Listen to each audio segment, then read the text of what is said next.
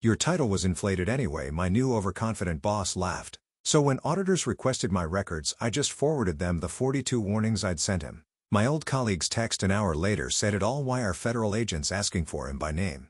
I knew something was wrong the second I stepped back into that fluorescent-lit purgatory they called an office. 2 weeks out for minor surgery, and my desk felt like a crime scene. Papers I'd never seen before stacked on my chair, my nameplate shoved to the side, and a faint smell of someone else's cologne lingering in the air. The chair still had the imprint of someone larger than me, like it had been claimed. I didn't have to wonder long who'd parked himself there. He found me before I even got my coat off. "Ah, you must be the compliance lady," he said, with the smug smile of a man who thinks remembering your job title is a favor. Loud voice, tailored suit, one of those Bluetooth earpieces that make a person look permanently self-important. "I'm your new VP, Greg. Sales background, fast results, no nonsense. Don't worry, I'll keep the paperwork light for you." Before I could respond, he tossed out the line that's been etched into my brain ever since. "Your title was inflated anyway." Said it like he was doing me a kindness, letting me in on the little joke that my entire career was some kind of harmless puffery. I smiled. Professional. Because what else do you do when someone decides to spit in your face without moving their lips? It was right then I decided. Fine, Greg. You don't respect the title, let's see how you handle the job. I would write down everything. Every skipped signature, every fast-track shortcut, every moment where his swagger outweighed his judgment. Not to get him, oh no, that's what he'd assume. I'd just be doing my job, thoroughly. And before I go further, since apparently 97% of people listen to these stories without hitting subscribe, maybe do that now. It keeps the team making these and frankly, makes sitting through this kind of corporate comedy feel a little less like suffering alone. The first meeting with him set the tone. He was all about streamlining, which in Greg speak meant stripping away anything that slowed him down, like legally mandated verification steps. He waved off the orientation packet. I offered like I just handed him a stack of outdated coupons. "I'll figure it out," he said, already looking at his phone. "Been closing deals longer than you've been reading about them." Greg strutted into the department like a man entering a bar he already owned. He wanted numbers, speed, and no boring compliance crap dragging things down. I watched him run through a presentation for upper management. Charts flying by, timelines cut in half, costs shaved to unbelievable levels. Everyone clapped because everyone loves unbelievable, until they remember it's also a synonym for not true. He didn't ask me for a single piece of input, not one. My predecessor had fought tooth and nail to make sure our department never hit the wrong side of an audit, and Greg seemed determined to undo that work before lunch. He made little jokes at my expense in front of the team, about the compliance police and overkill paperwork.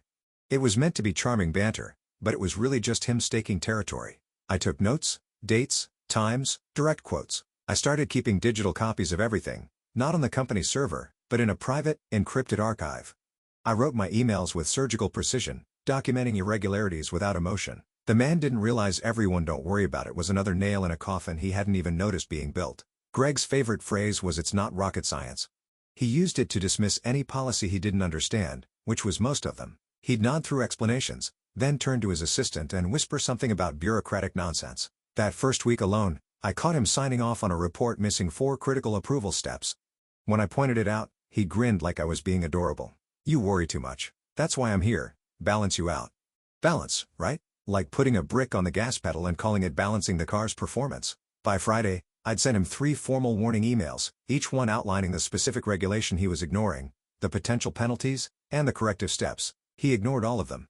No reply, no acknowledgement. I imagined them sitting in his inbox like unopened bills, each subject line a quiet reminder that the clock was ticking. This was going to be interesting.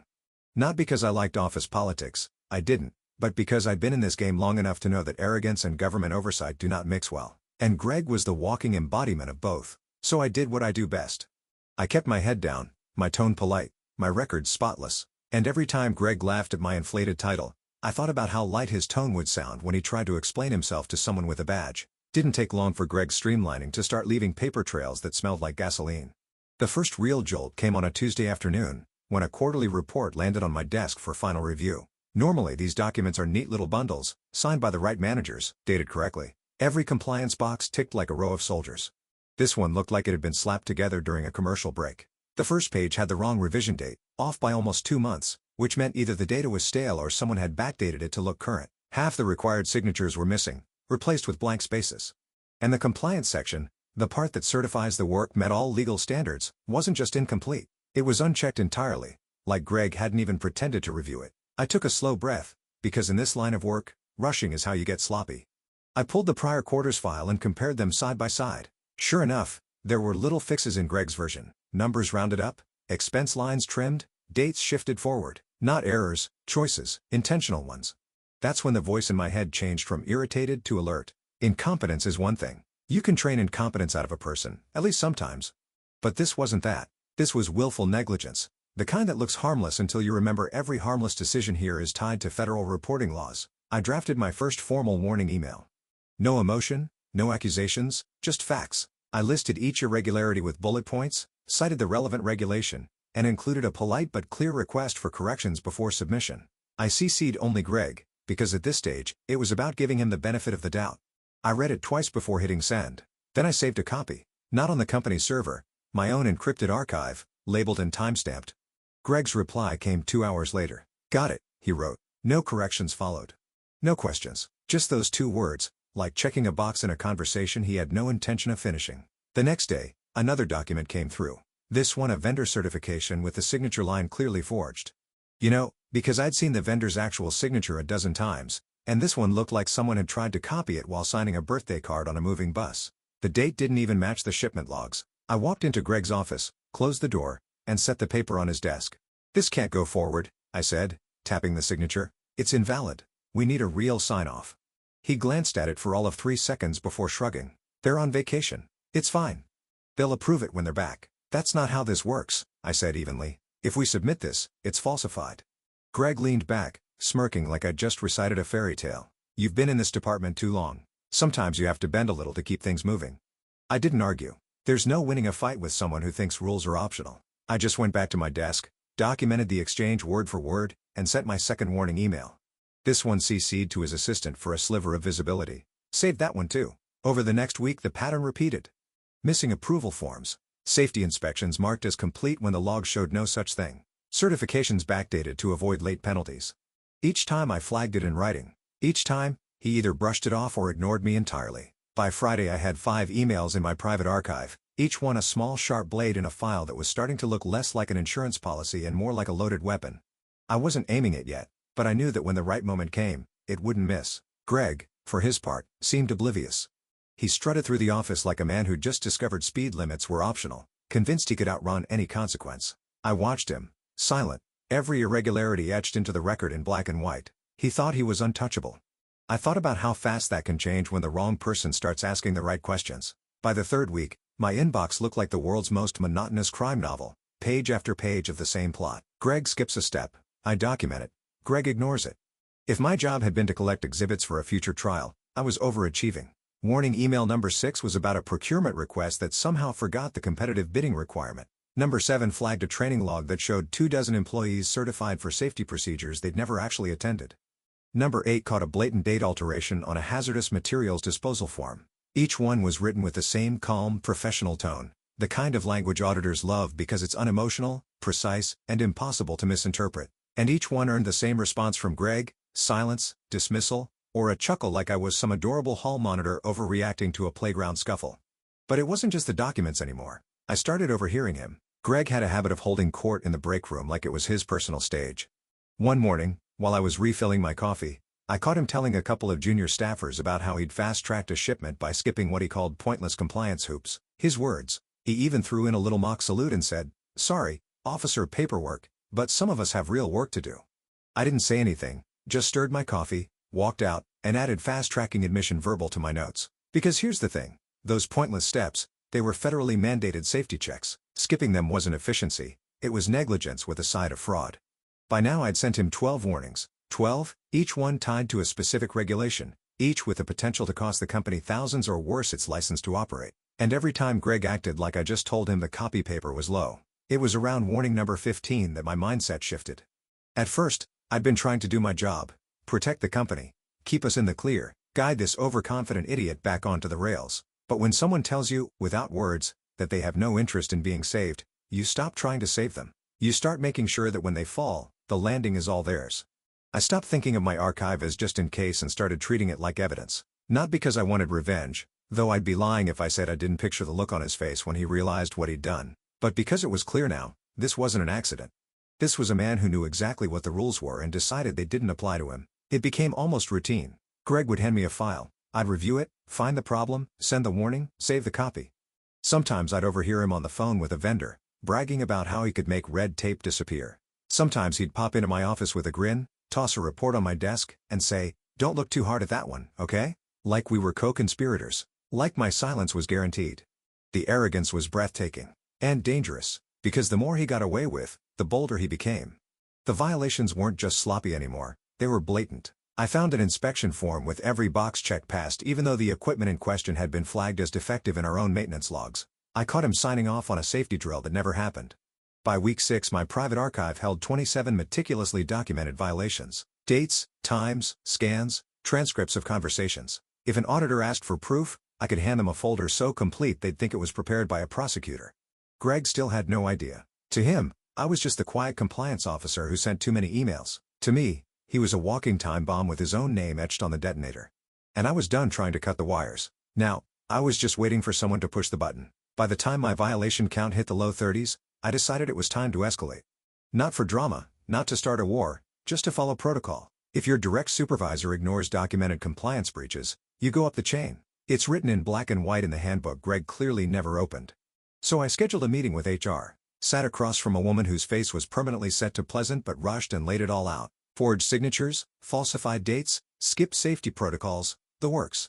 I even brought sanitized copies of 3 violations as examples, with all the identifying vendor info redacted so I couldn't be accused of spreading sensitive data. She skimmed them, nodded at all the right moments, then leaned back in her chair and said, "Well, you know, new VP has full operational control now. We're supposed to support his vision." Support his vision. I bit the inside of my cheek so hard I tasted copper. His vision was a regulatory nightmare waiting to happen, but apparently as long as the quarterly numbers looked good, the rest could rot. Next stop was the CFO. If HR wouldn't listen, maybe someone with a fiduciary responsibility to protect the company's assets would care about millions in potential fines. I walked him through a handful of the more obvious breaches. He barely glanced at the papers before sighing like I just interrupted his lunch. "Greg knows what he's doing," he said. "He's here to make us leaner and faster. Let him do his job." That was the moment it hit me. Every official channel was blocked.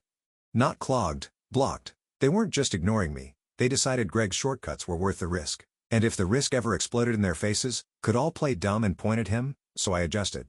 I stopped wasting energy on persuading people who'd already decided not to care. Instead, I made sure every warning email went wider. I started ceasing multiple managers, not just Greg, but his assistant, operations, and a couple of mid-level directors. No accusations, just factual outlines of the irregularities, the relevant regulation, and what needed to be fixed. Of course, no one responded. Not one person hit reply all to thank me for catching a forged vendor certification or a backdated safety form. But every one of those emails had a digital trail now, with a neat little read receipt attached. Which meant if anyone tried to claim ignorance later, I could point to a tidy list of who had opened what, and when. Oddly enough, once I accepted I was being ignored, it became easier. There's a strange satisfaction in knowing you're not just shouting into the void, you're building a file so dense and undeniable it could double as a paperweight for a judge's desk. Greg, meanwhile, had started to believe his own myth. He dropped by my office to boast about shaving 2 weeks off a process, conveniently leaving out that the missing fortnight was supposed to be spent on federally required inspections. In staff meetings, he'd make little quips about our compliance expert over here, and everyone would chuckle politely. I chuckled too, not because it was funny, but because I knew every joke, every dismissive wave of his hand, was another line in the narrative I was quietly compiling. He thought my emails were just busy work, clutter in his inbox. He didn't understand they were the foundation of a case that, when the right people finally looked, make it impossible for him to talk his way out. So I kept sending them. 31 warnings became 38, each one logged, time-stamped, and archived in 2 separate encrypted drives. I stopped thinking of it as my job and started thinking of it as my insurance policy. If no one inside the company cared to stop Greg, someone outside eventually would. All I had to do was be ready. The notice came in on a Monday morning, slipped into my inbox like any other routine memo, except it wasn't. Subject line: Notice of Federal Compliance Review. My eyes went straight to the bolded date at the top, 4 weeks from now. The agency's name alone was enough to make every seasoned compliance officer sit a little straighter. These weren't the kind of auditors you could charm over coffee. They were meticulous, humorless, and fully authorized to dig until they found something worth prosecuting. I read it twice, then a third time, letting the reality settle in. This wasn't a hypothetical anymore. Every forged signature, every skipped inspection, every falsified date Greg had cheerfully waved off for the last 2 months, that was now a live grenade with the pin halfway out. Greg got the same notice. I know because 5 minutes later, his booming voice summoned the entire department into the conference room. I took my usual seat near the back, notebook ready, because meetings like this had a way of producing the kind of quotes auditors love. He paced in front of the whiteboard like a motivational speaker who'd just been told his job depended on making everyone forget the last 2 months existed. "All right, team," he began, clapping his hands together. "We've got some housekeeping to do before our friends from the federal office show up." Housekeeping. That was his euphemism. He started outlining what he called scrubbing the documents, going back through the last 18 months of records and correcting anything that didn't line up. He didn't use the word falsify, but he didn't have to. His instructions were clear: change dates, add missing signatures, retroactively check boxes that had been left blank. "Make it clean," he said. So clean they could eat off it. There was a flicker of discomfort in the room, people glancing at one another, shuffling papers, but no one spoke. That's the thing about corporate fear, it's silent. Then his eyes landed on me. "And I'm going to need your help especially," he said, pointing in my direction. "You've got the best handle on all the details, just smooth them out." I didn't even blink. "You mean falsify them?" I said evenly. A few heads turned. Greg laughed, but it wasn't his usual full-bodied laugh. It was tight, a little forced. No, just fix the inconsistencies. We're all on the same team here." I kept my voice calm. If the inconsistencies are real, they're not mine to fix. They're for the auditors to review. The silence that followed was heavier than any I'd heard in that room. Someone coughed. Greg looked at me for a beat too long before forcing a smile and moving on to his next bullet point. But the tension lingered. Everyone knew exactly what I'd just said, and what it meant. When the meeting broke, I went back to my desk and did nothing differently.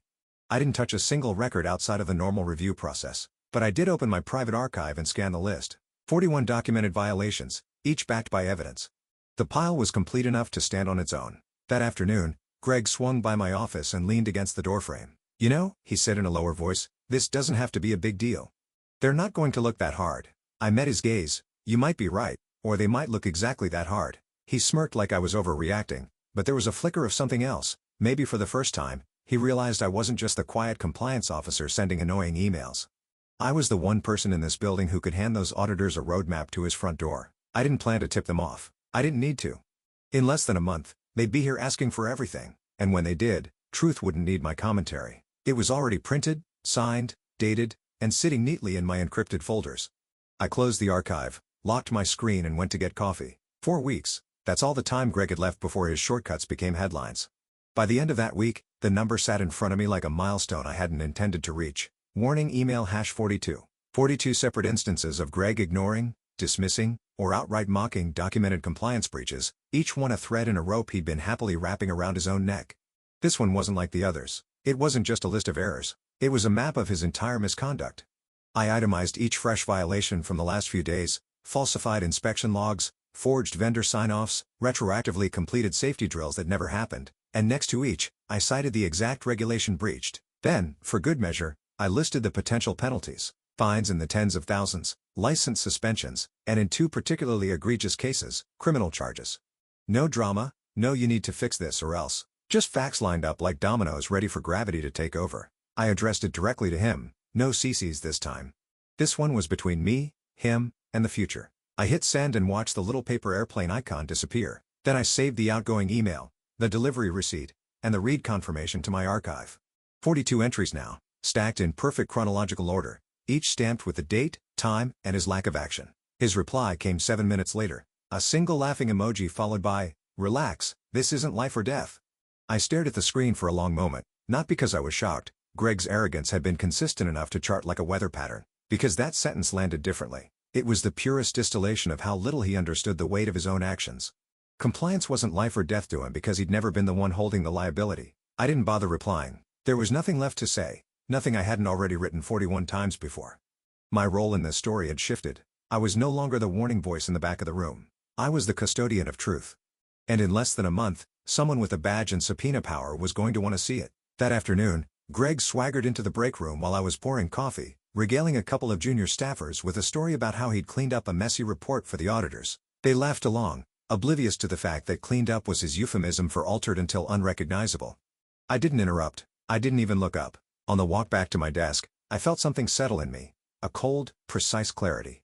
For weeks, I'd been trying to thread the impossible needle, protect the company, protect my own integrity, and maybe, in some distant way, give Greg the chance to realize what he was doing before it swallowed him whole. That window had closed. Now I wasn't going to interfere, nudge, or warn. The next move belonged to the auditors. They'd ask for records. I'd give them exactly what they requested. No less, no more. Just the unvarnished history of the last few months, laid out in his own inaction. I opened my archive one last time before shutting down for the day, scrolling slowly through the subject lines. Every email was a mile marker on the road to the moment when not life or death would become a very different conversation for Greg. And when that moment came, I'd be ready to hand over the map. The request came in at 9:14 on a Wednesday morning, polite and surgical in its wording.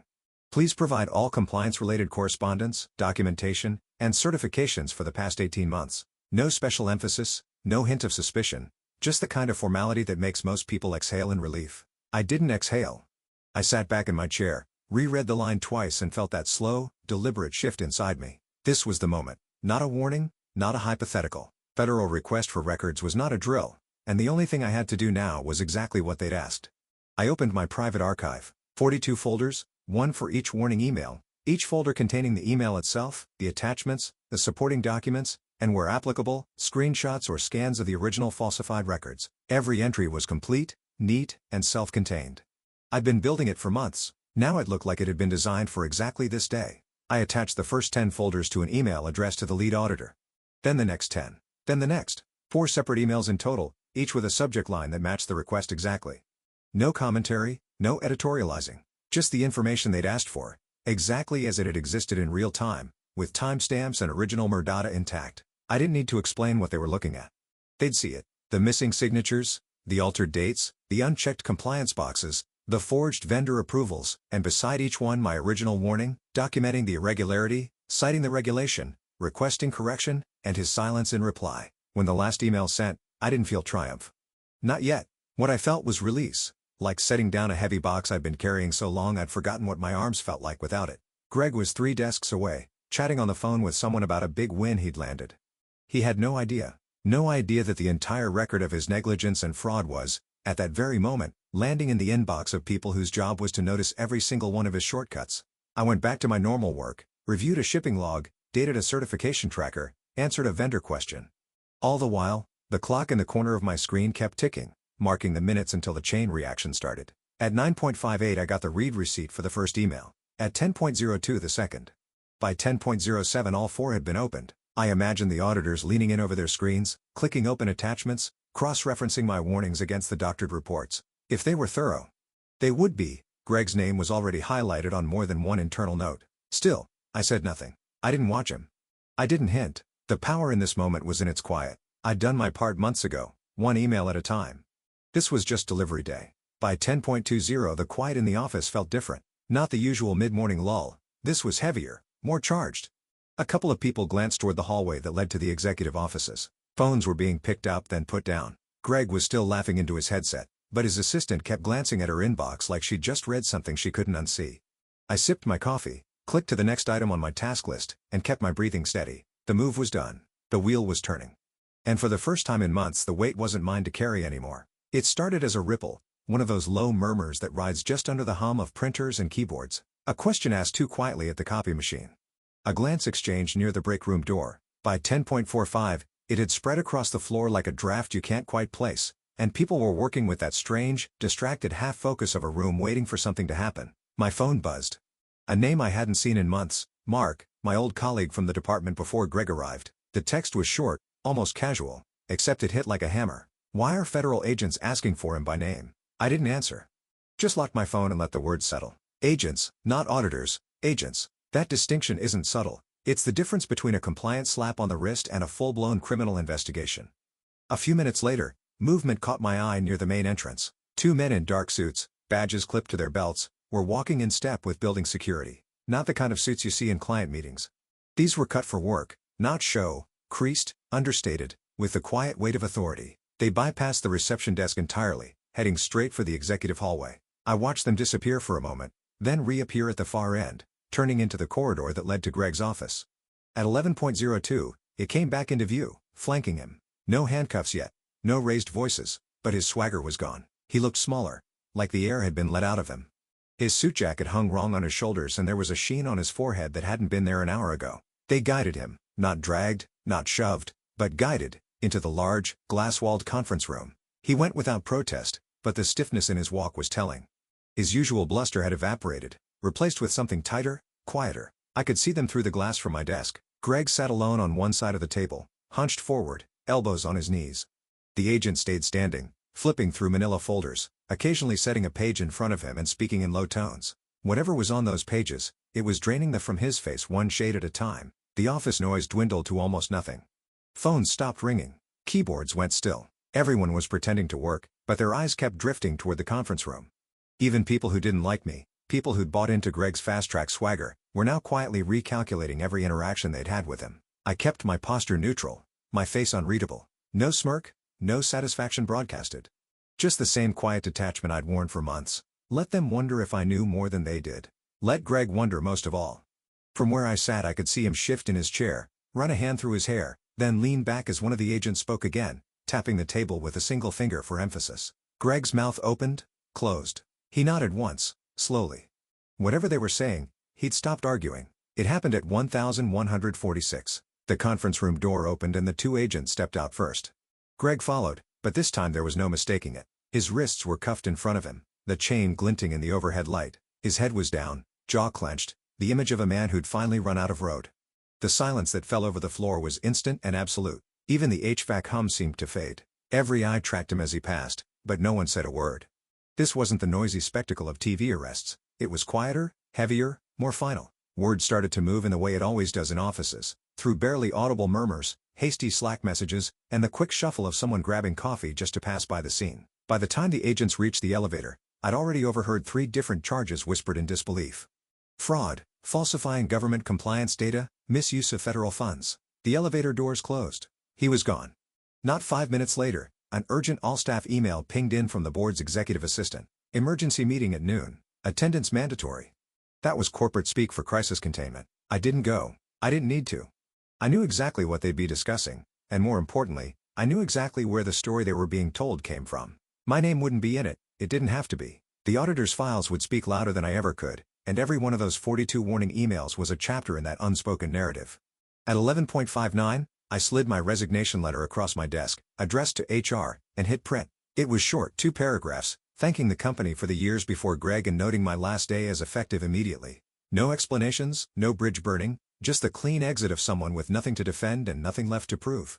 I placed it face up on my desk, locked my computer, and started packing. The few things I kept at the office, coffee mug, framed photo, a potted plant that had somehow survived both Greg and the winter, fit neatly into a single box. When the meeting upstairs broke, the hallway outside filled with a muted buzz of shock and speculation. No one stopped by my desk to ask questions. A few glanced in my direction, but if they suspected, they didn't say it out loud. That suited me fine, the less said. More certain the truth would land exactly where it needed to. As I walked out, I passed the conference room where Greg had been just an hour earlier. The chairs were still pulled askew, one with a faint scuff mark where he'd sat. The folder the agents had used was gone, but I could picture it perfectly, page after page of my work, my words, the record he'd ignored until it wrapped around him like a net. The elevator door slid shut in front of me, and for the first time in months, I felt the muscles in my shoulders loosen. My record was intact.